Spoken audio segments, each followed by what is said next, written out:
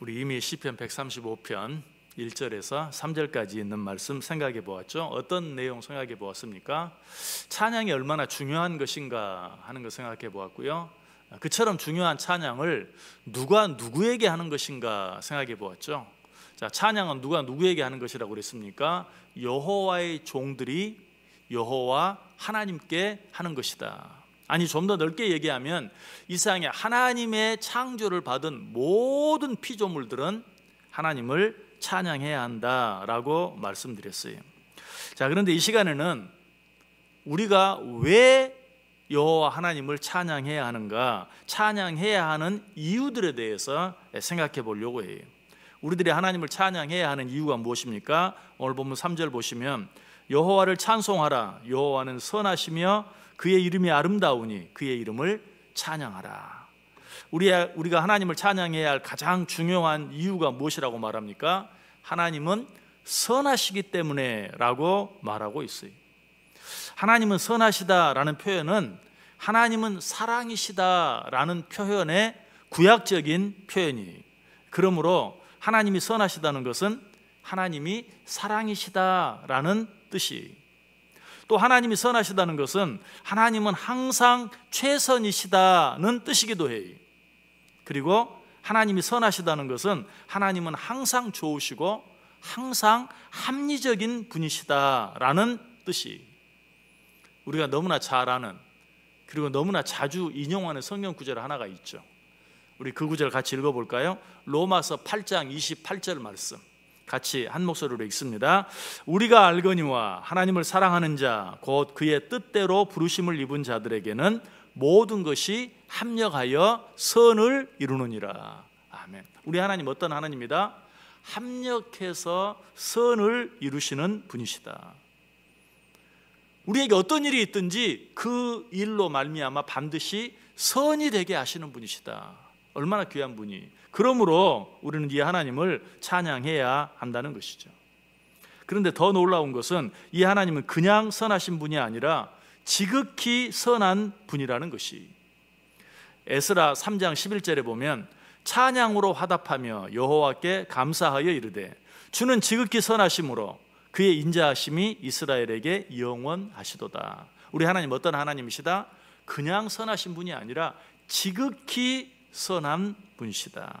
그렇다면 이 말은 무슨 뜻이에요? 하나님이 선하시다는 것이 하나님은 사랑이시라는 뜻이라고 했죠. 그렇다면 하나님이 지극히 선하시다는 것은 하나님이 지극히 사랑이 많은 분이라는 뜻이, 다른 말로 하면 그가 하시는 일은 항상 이 세상에서 가장 좋은 것이고 가장 아름다운 것이며 가장 합리적인 것이라는 뜻이, 우리는 이 하나님을 너무 어려운 부분으로, 정말 가까이 하기에는 너무 먼 당신처럼 나와는 너무 멀리 있는 분으로 생각할 때가 많아요.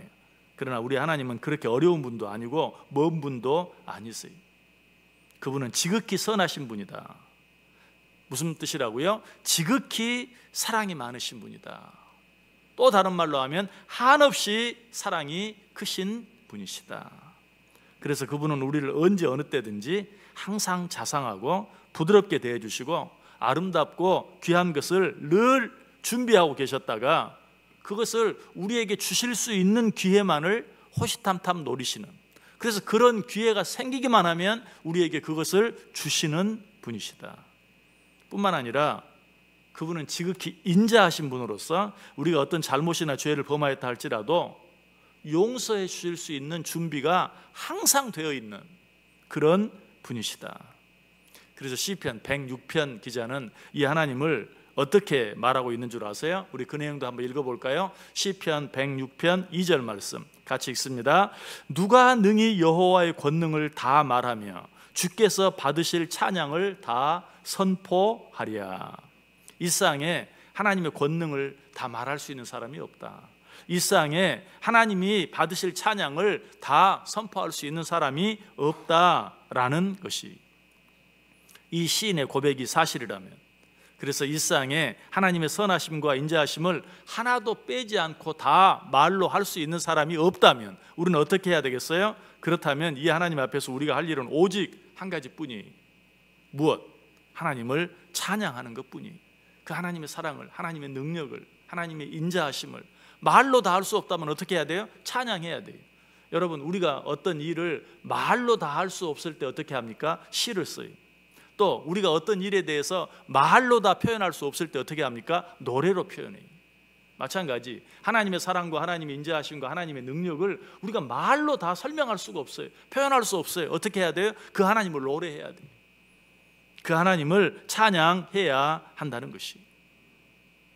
또 한 가지 우리가 하나님을 찬양해야 하는 이유가 있어요. 3절 다시 보세요. 여호와를 찬송하라. 여호와는 선하시며, 그 다음 또 뭐라고 말합니까? 그의 이름이 아름다우니 그의 이름을 찬양하라.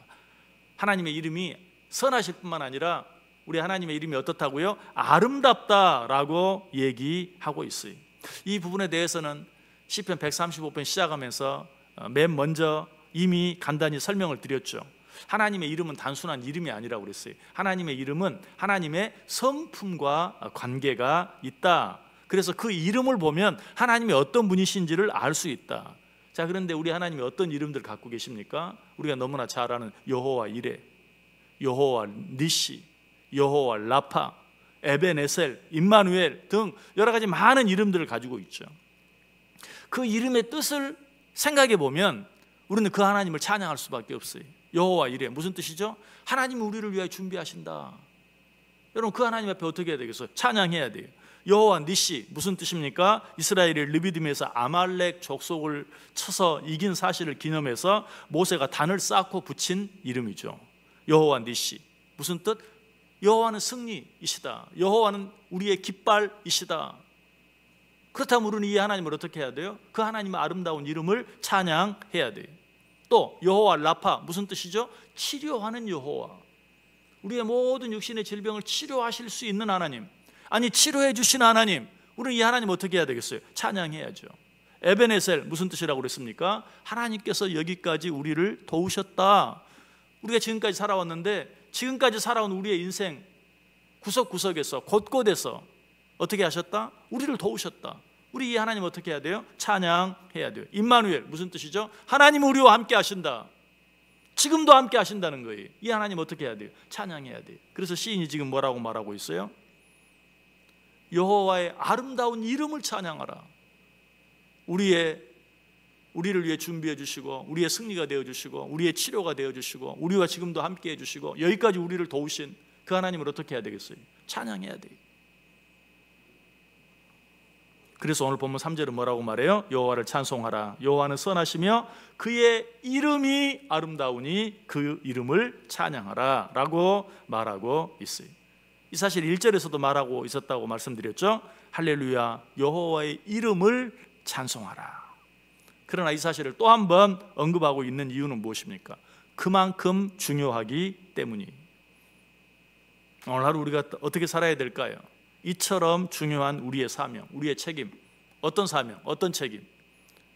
선하신 여호와 하나님을 찬양하고 하나님의 그 아름다운 이름을 찬양해야 될 그 귀한 사명, 그 귀한 책임을 잊지 않고 우리의 삶 전체를 통해서 오늘 내 입에서 나오는 모든 말, 우리의 몸으로 행동하는 모든 행동들을 통하여 무엇을? 여호와의 아름다운 이름을 찬양하며 살아야 돼. 여호와의 그 아름다운 이름을 영광스럽게 해드리며 살아야 돼. 여호와의 그 아름다운 이름을 세상 모든 사람들에게 선포하며 자랑하며 살아갈 수 있어야 돼. 그것이 우리들의 사명이에요. 그것이 우리들의 책임이에요. 이 하루 그렇게 살아드림으로 말미암아서 하나님을 영광스럽게 해드리고 하나님을 기쁘시게 해드리고 우리는 그 이름을 세상 모든 사람들에게 증거하고 전파하고 선포하며 살아가는 복된 하루 꼭 되실 수 있기를 주님의 이름으로 간절히 축복합니다.